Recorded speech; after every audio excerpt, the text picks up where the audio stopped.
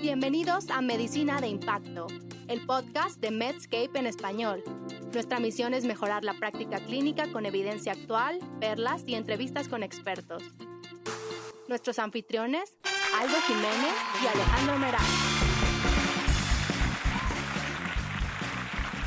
Hola, bienvenidos una vez más a su programa Medicina de Impacto por Medscape en español. Yo soy Aldo Jiménez.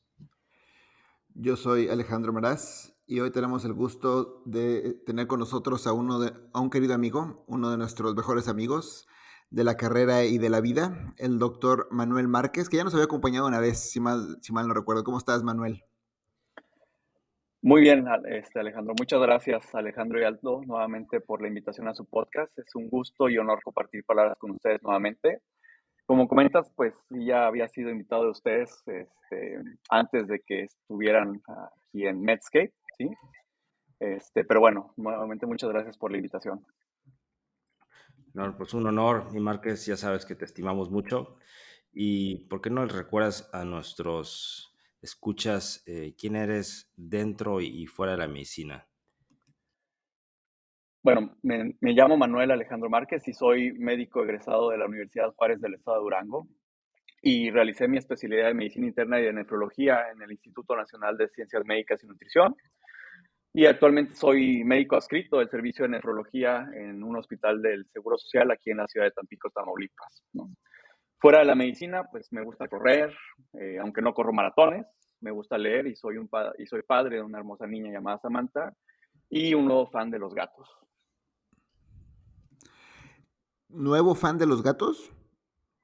Sí, la verdad es de que no era como pro gatos, pero por ahí Samantha quería tener un gato y pues tuve que conseguirle un gato, ¿no? Entonces ya le agarré cariño.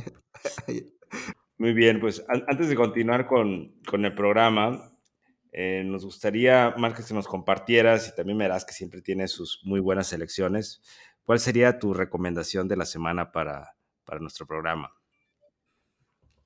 Gracias, Aldo. Bueno, en esta ocasión les quiero recomendar un libro que estoy terminando de leer que se titula La desaparición de Stephanie Meyer, que es un libro escrito por un escritor suizo que se llama Joel Dicker, no sé si se pronuncia así. Y bueno, el género de su escritura es tipo thriller, para los que les gusta este género, o las novelas negras. Y pues el libro trata sobre la desaparición de Stephanie, que es una periodista que está investigando un asesinato cuádruple que había ocurrido 20 años antes en una ciudad que se llama Orfea en Estados Unidos y que, a decir de ella, pues se equivocaban de asesino, ¿no? A pesar de que las pruebas estaban delante de sus ojos, de los ojos de la policía, y ella afirma poseer información clave y que, pues, obviamente al estar investigando esto, pues desaparece, ¿no? Días después. Y pues bueno, no quiero revelar más información para no generar spoilers, pero pues seguramente les va a encantar, ¿no? Este es este escritor, tiene un libro, bueno, el libro más famoso de este escritor, que es Joel, se llama La verdad sobre el caso Harry Kéber, que fue publicado en el 2012 y fue galardonado con algunos premios en Francia, y este también lo recomiendo mucho, ¿no? Entonces, no es, ya lo leí, ¿no? El que estoy leyendo se llama La desaparición de Stephanie Meyer, ¿no? Pero si les encanta ese tipo de género para leer, pues bueno, los thrillers o las novelas negras, pues creo que lo van a disfrutar. Muy buena recomendación, excelente. Dice, me gustaba mucho leer esos libros cuando era más joven, pero ahora ya solo me queda tiempo para Netflix y videojuegos. Entonces, y esta recomendación también, yo sé que Márquez la está siguiendo porque estábamos hablando de ella, y es la última serie de Star Wars de Disney que se llama Andor, que cuenta la historia de precisamente de este personaje Andor, interpretado por Diego Luna, mexicanazo, el Charo Lastra. Y está muy padre porque cuenta la historia de este hombre que es uno de los protagonistas de la película Rogue One, que aparte es de las últimas películas de Star Wars mi favorita. Entonces cuenta cómo él se involucra en la rebelión, casi que sin querer queriendo, pero está muy buena, está muy bien llevada a cabo. Por momentos se puede poner un poquito como que ya quieres que haya más acción, etcétera. No, algún spoiler leve es que no hay sablazos de luz ni nada de eso, es como más un poquito como thriller, un poquito como de como de espías, un poquito como Storytelling, de ok. Sí, está padre, yo sí la disfruté mucho. Y otra que también está en Disney, bueno, al menos acá donde estoy yo, pero es de un canal que se llama Stars, es una que se llama The Bear, o supongo que en español será El Oso. Y se trata de un restaurantero que era muy famoso, que trabajaba en restaurantes acá, de a los que va Aldo, de estrellas Michelin, etcétera, etcétera. Pero muere su hermano y le deja un restaurante chiquito de sándwiches italianos en Chicago, y el restaurante está patas para arriba, entonces él llega a arreglarlos, muchas trabas con los trabajadores, debe dinero, tú estás estresado de lo que tiene que hacer, de tanto dinero que debe, pero está muy buena la serie. También hay una chef que él contrata que tiene muchas ideas y es como su mano derecha, y bueno, esa está también muy buena si les gusta acá el asunto de los chefs. Aquí no van a ver mucha cocina como espectacular, pero está muy buena la serie, se la recomiendo mucho, en Stars. Yo me voy enterando que hay otra serie de Star Wars y he visto todas las que han estado en Disney, o sea, no tenía idea, ¿eh? No, pues Y te estás gracias por la perdiendo. recomendación. Bueno, pues mi recomendación es que acabo de entrar a un nuevo mundo. Se me acabó un par de perfumes que tenía ahí en mi tocador y, este, y que me meto a YouTube y madres, que me encuentro con un universo de perfumes y ahorita tengo 90 perfumes diferentes, ¿no? En 3 semanas me ¿Qué? hice catador de perfumes. Digo, se compran en mililitros actualmente, porque son perfumes carísimos de 600 euros y cosas así. Entonces puedes comprar 1 mililitro de perfume y ya pues, tú lo pruebas, ¿no? Y así te gusta, ¿no? Y bueno, aprende las familias olfativas y para qué se utilizan. Entonces, como que se me hizo muy natural de pasar de catar vinos a catar perfumes ahora. Digo, es mi nuevo hobby y parece que más sano para mi hígado también, ¿no?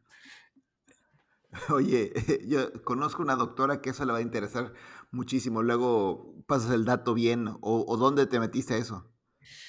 Digo, en YouTube hay muchos canales, pero en México hay una página que se llama absents.com.mx y tiene un catálogo de perfumes y tú ya pides por mililitro desde 1 hasta creo que 10 mililitros y ya te los mandan todos.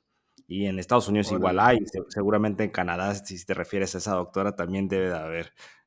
Sí, claro. Un saludo para la doctora.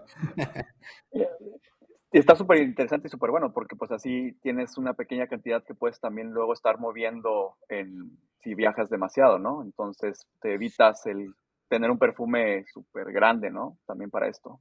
Sí, y ya de Eso esos te viene 90 muy, que pruebas, pues ya escoges uno o dos, ¿no? Que te gustan y ya. y eso de viajar le viene como anillo al dedo al doctor Márquez, que es el viajero por excelencia de nuestro grupo, ¿no? Exactamente. Viene Claro. llegando de Jordania, ¿no? De Orlando y de muchos otros lugares.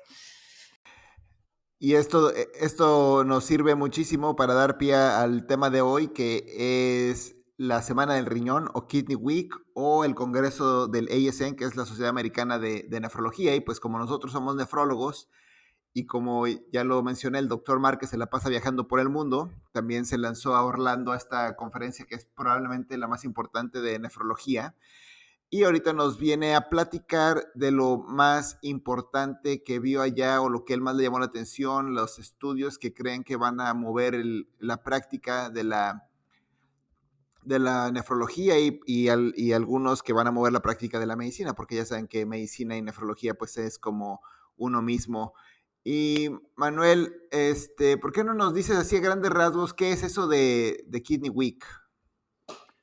Bueno, tú ya comentaste un poco sobre eso, ¿no? Entonces el Kidney Week o pues, la Semana del Riñón, ¿no? Como sería una parte de su traducción literal, ¿no? Es la reunión anual que organiza la Sociedad Americana de Nefrología y como bien lo comentaste, es la reunión que más atrae a la comunidad médica de nefrólogos, ¿no? Existen diferentes congresos, pero es creo que el que más atrae, tanto por sus este, contenido como la actualización de trabajos que se presentan, ¿no? Entonces, durante este congreso o esta reunión, además de prácticas con temas selectos, presentación de trabajos novedosos en presentaciones o en pósters, se presentan a la sociedad los resultados de estudios originales que pueden llegar a ser tan importantes como para cambiar la práctica clínica, ¿no? Y de estos estudios vamos a tratar de hablar el día de hoy, ¿no? No solo estudios que importan a nosotros como nefrólogos, sino a toda la comunidad de médicos, ¿no? Médicos que están trabajando incluso con pacientes en primer contacto. Tenemos estos resultados que pues seguramente les van a interesar a todos.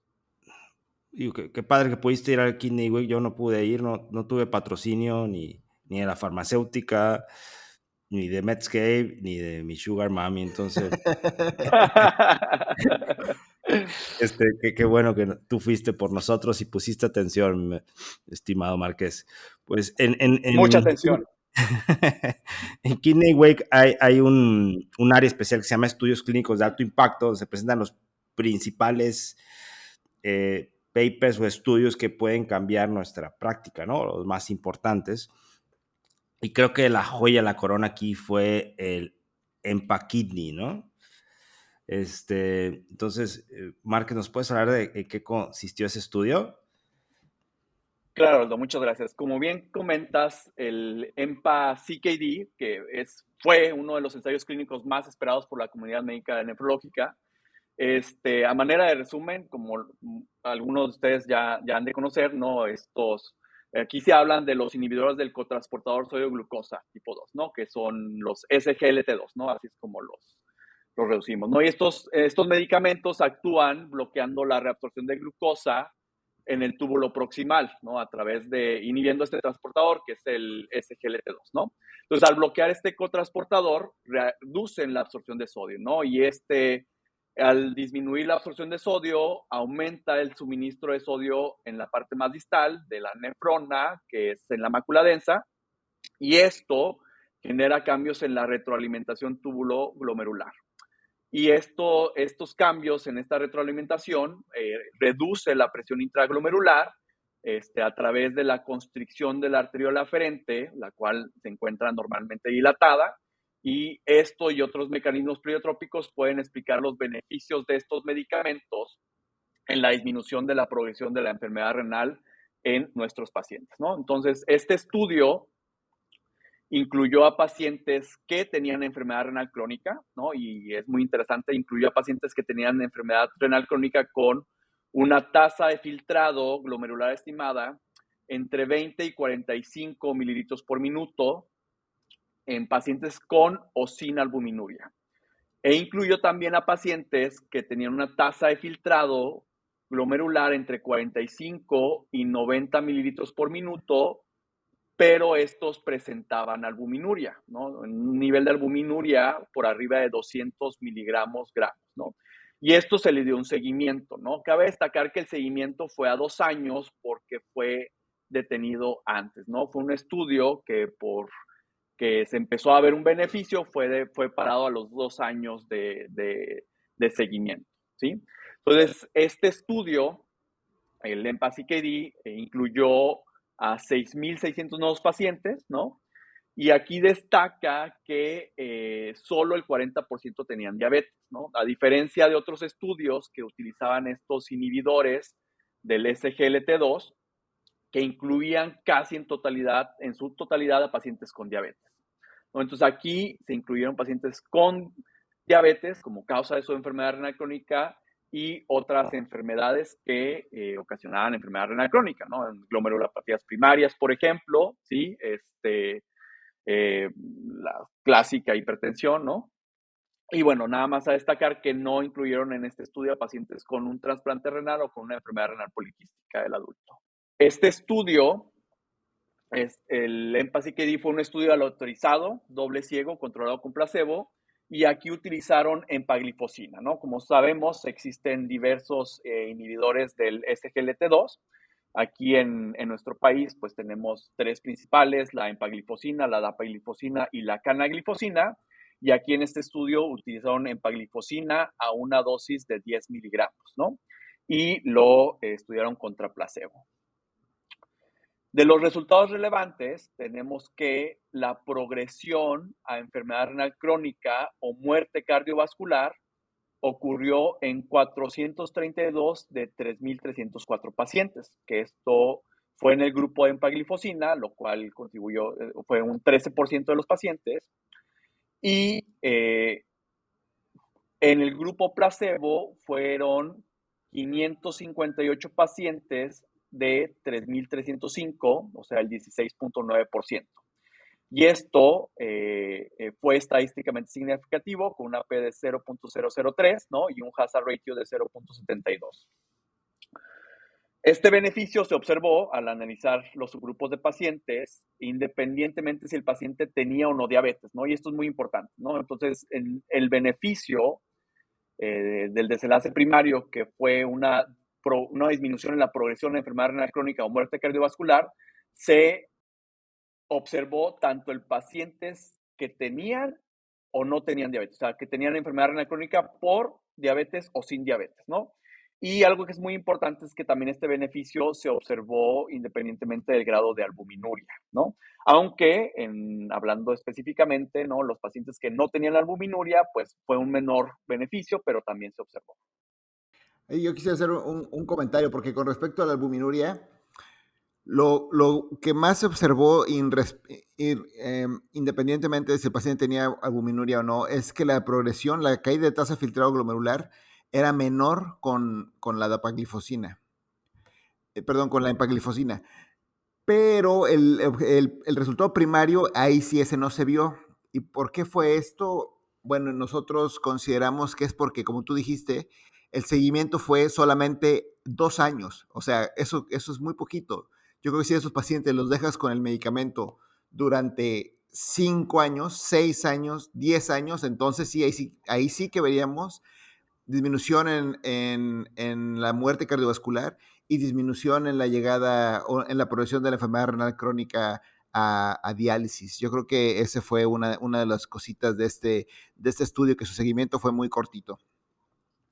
Sí, y se suma a que pues, es el subgrupo con menos eventos, ¿no? O sea, son los pacientes de menos riesgo, por así decirlo, ¿no? Entonces, creo que Exacto. eso también apoya esa parte. Sí, este era el estudio que yo más esperaba de los que vamos a presentar hoy, de los que estaban en este congreso por presentarse, ¿no? Creo que se suma a la evidencia el estudio de Credence, de DAPA-CKD, hace una réplica que funciona en pacientes sin diabetes, baja el piso de la tasa de filtrado a iniciar a 20 minuto y abarca sobre todo el grupo de pacientes con albuminuria menos de 300, que para mí creo que son los puntos más cruciales.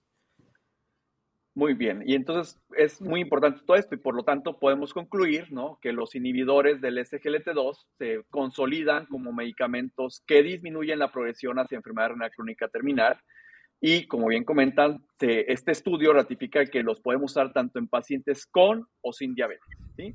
Y en pacientes que ya tienen una enfermedad renal crónica establecida y en cierta manera avanzada, ¿no? Entonces son medicamentos que nosotros debemos de estar utilizando, ¿sí? No solo nosotros como nefrólogos, sino médicos de primer contacto, médicos generales, médicos internistas, médicos familiares, todos los médicos deberían estar al tanto de este tipo de estudios para poder utilizarlo en los pacientes, ya que tienen un beneficio muy, muy grande.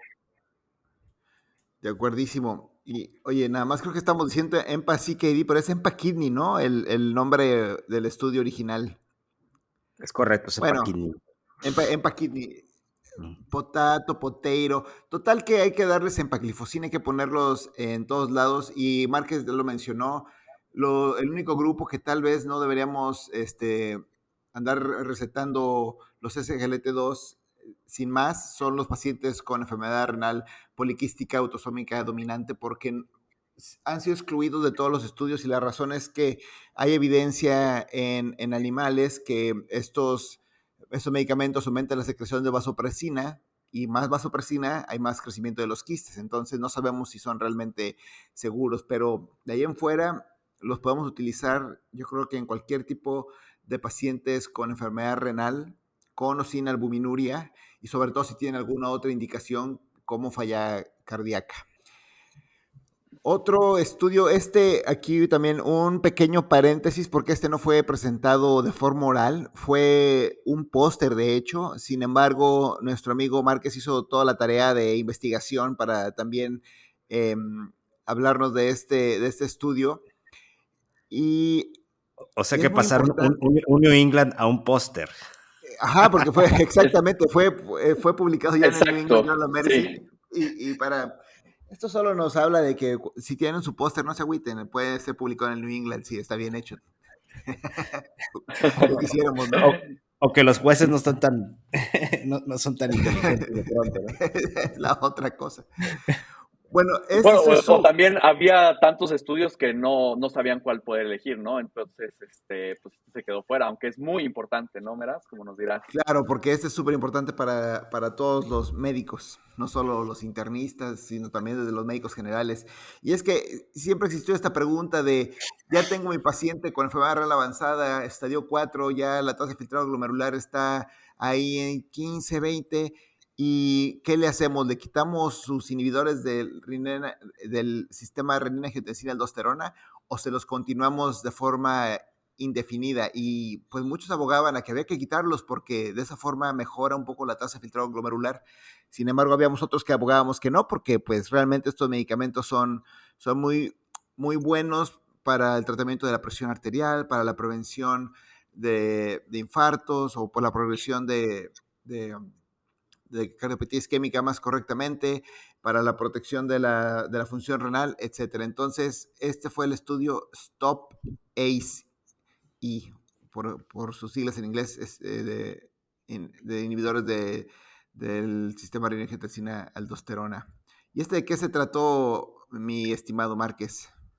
Sí, mira, este es un estudio muy interesante. Fueron estudios pacientes en distintos centros del Reino Unido y aquí pues fue un ensayo clínico multicéntrico abierto, ¿no? En pacientes con enfermedad renal crónica, ¿no? Entonces, aquí estudiaron un poco más de 400 pacientes que fueron aleatorizados a discontinuar cualquier medicamento que era inhibidor de este eje renina-angiotensina-aldosterona o a continuarlos con un seguimiento que ellos tenían cada 3 meses por 3 años. Y al final del estudio, pues hicieron su evaluación, ¿no? De estos pacientes únicamente pudieron evaluar en 161 y 164, ¿no? Respectivamente. Y en los resultados, a los 3 años, muy interesante, los pacientes que continuaron con estos inhibidores del eje, su tasa de filtrado glomerular estimada fue de 12.6, más o menos 0.7 mililitros por minuto, mientras que en el grupo control fue de 13.3, ¿no? Lo cual no tuvo una diferencia estadísticamente significativa. Por lo que se concluyó que pues no hubo diferencia entre ambos grupos, ¿no? Entonces, prácticamente los pacientes al eliminarlos, se mantenían como con la misma pérdida en la progresión, ¿no? Entonces, aquí este argumento que comentabas, Meraz, de que lo suspendes y que mejoras a lo mejor la tasa de filtrado porque eliminas un componente hemodinámico importante al usar este medicamento, pues no se observa, ¿sí?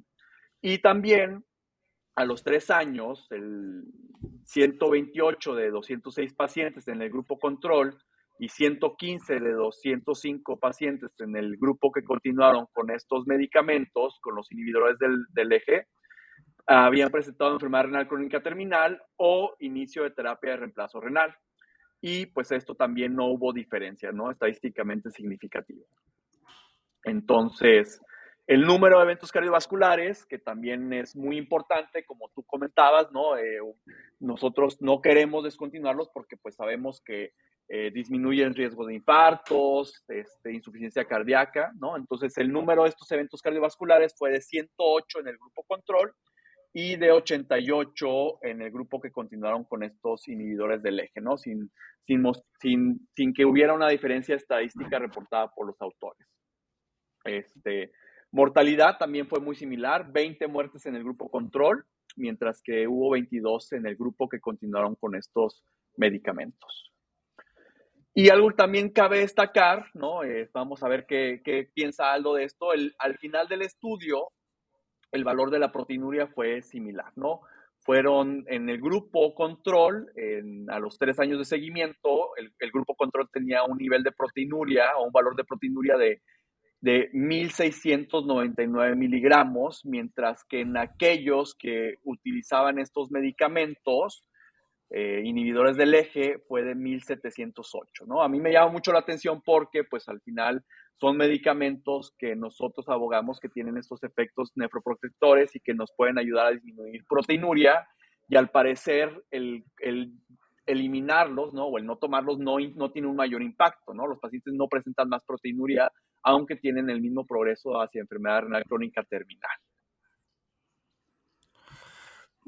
Creo que la forma de interpretarlo es que hay que continuarlos en los pacientes con enfermedad renal crónica, porque no hay un beneficio de retirarlos en cuanto al riñón, y parece que sí hay una tendencia, un beneficio a menos eventos cardiovasculares, ¿no? No sé cómo lo interpretarían ustedes.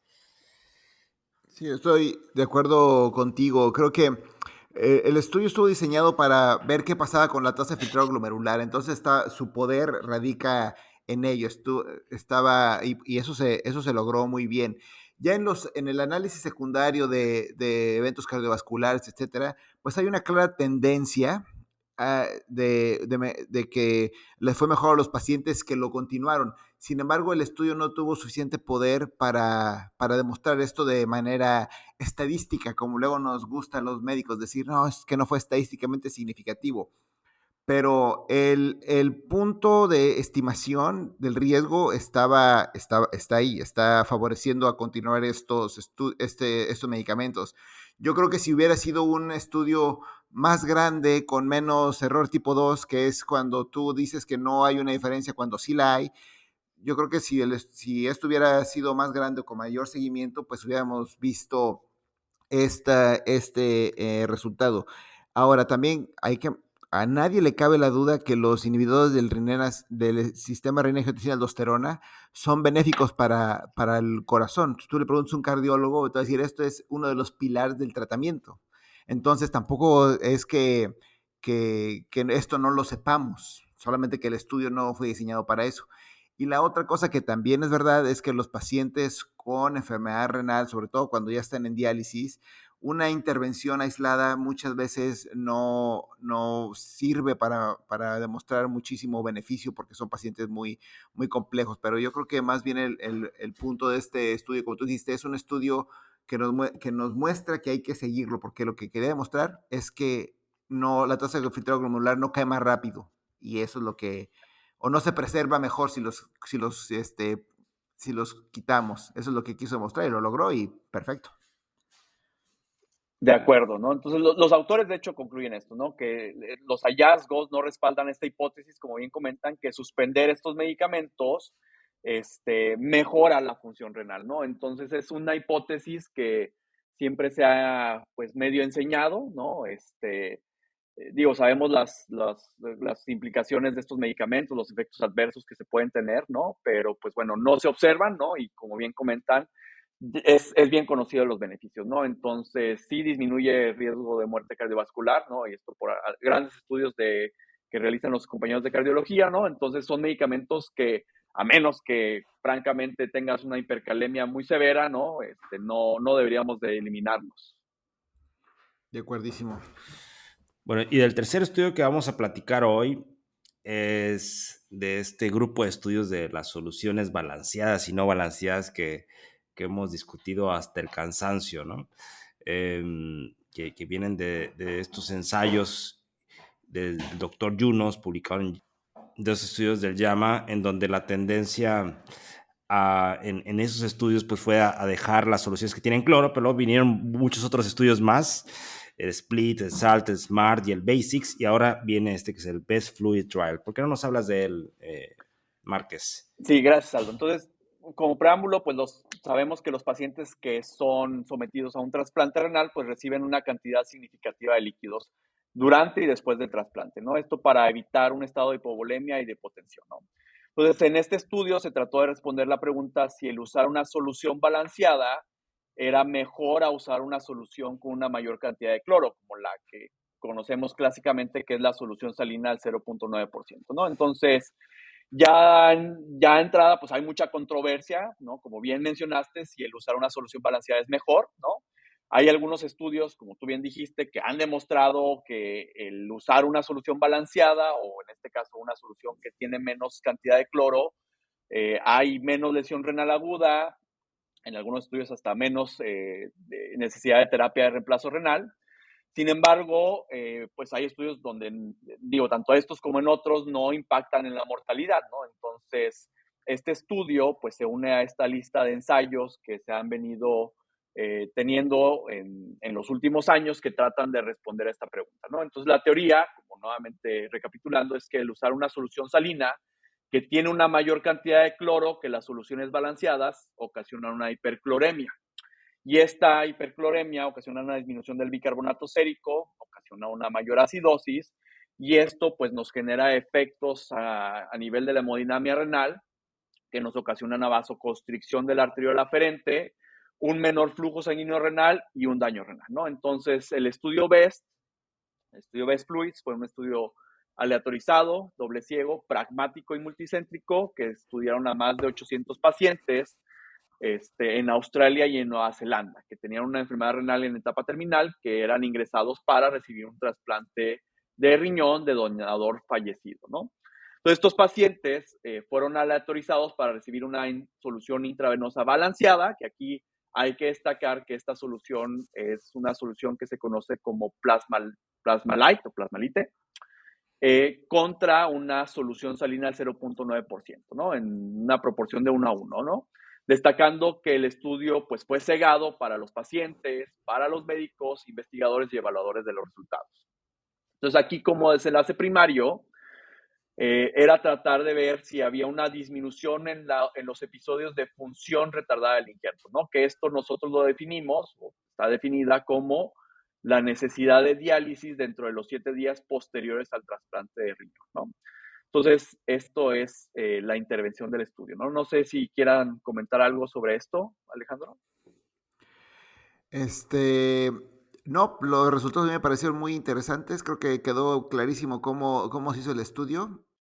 De acuerdo. Entonces, aquí en los resultados se produjo este desenlace primario, que estamos hablando de la función retardada del injerto, en el 30% de los pacientes que estaban en el grupo de una solución balanceada, mientras que se presentó este desenlace en el 39% de los que tenían o los que recibieron una solución salina, ¿no? Y tuvo un riesgo relativo ajustado de 0.74 con una P estadísticamente significativa, ¿no?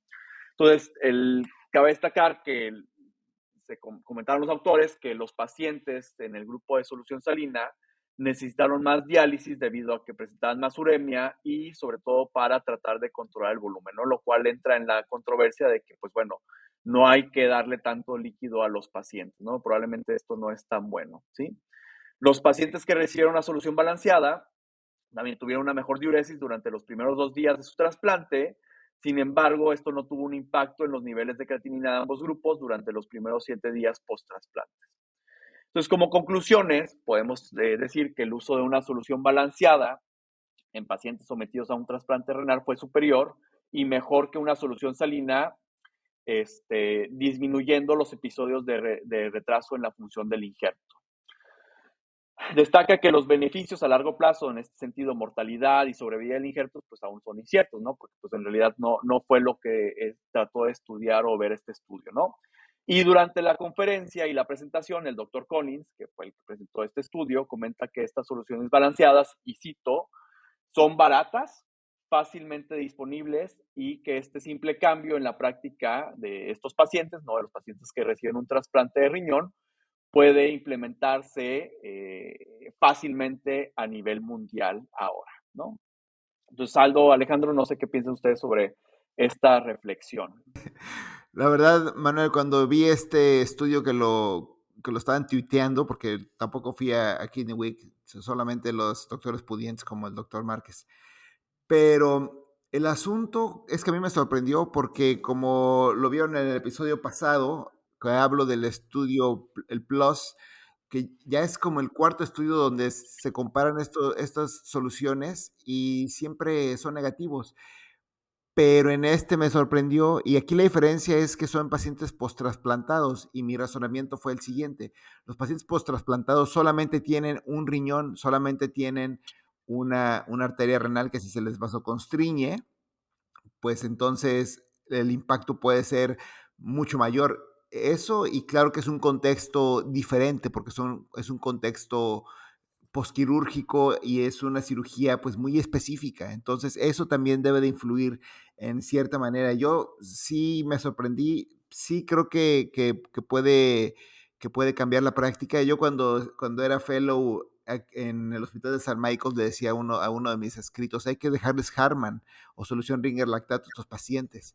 Y él me decía, ¿pero por qué? Y ya le explicaba todo esto y sí me creyó, me dijo, hay que hacer esto, pero ya nunca lo hicimos y obviamente ya con este estudio pues ya no lo haremos, porque me dio mucho gusto verlo de que nuestro razonamiento en aquel entonces, pues sí iba bien encaminado, pero bueno, es claro que yo estoy sesgado, como Aldo, y tal vez como tú también, a creer que las soluciones balanceadas son, entre comillas, mejores, más seguras para los pacientes.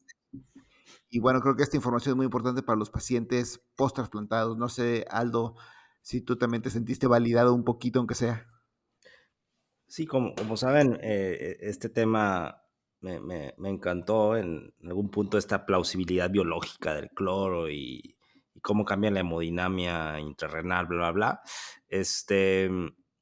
Había un estudio en trasplantados donde se mostraba que orinaban más rápido y tenían menos hipercalemia, Harman versus Salina, ¿no? Entonces, este obviamente es un mucho mejor estudio, y creo que en un riñón no tan sano y con cantidades más altas de líquidos, pues sí tiene su relevancia. Entonces me da gusto que tengamos un estudio positivo al respecto. Pero sí, tal vez estoy sesgado también, como dice mi estimado Meraz, ¿no? De acuerdísimo. Pues qué bueno que fuiste a Kidney Wake, Márquez, y es una demostración de que no solamente vamos a los congresos a ir a restaurantes y a ver los amigos, sino también vamos a aprender y a poner atención, ¿no? Entonces, creo que... O a Disney. Exacto. Creo que nos trajiste información muy valiosa, y estos papers que discutimos, súper padres, súper esperados. ¿Y por qué no nos das los puntos para llevar a casa, Márquez? De acuerdo, Aldo. Entonces, evidentemente el acudir a este tipo de congresos que nos apoyan o nos aumentan el conocimiento siempre es bueno, y digo, no es lo mismo estar en virtual, ¿no? Y ver a los amigos. Lástima que no los pude ver en esta ocasión, pero pues bueno.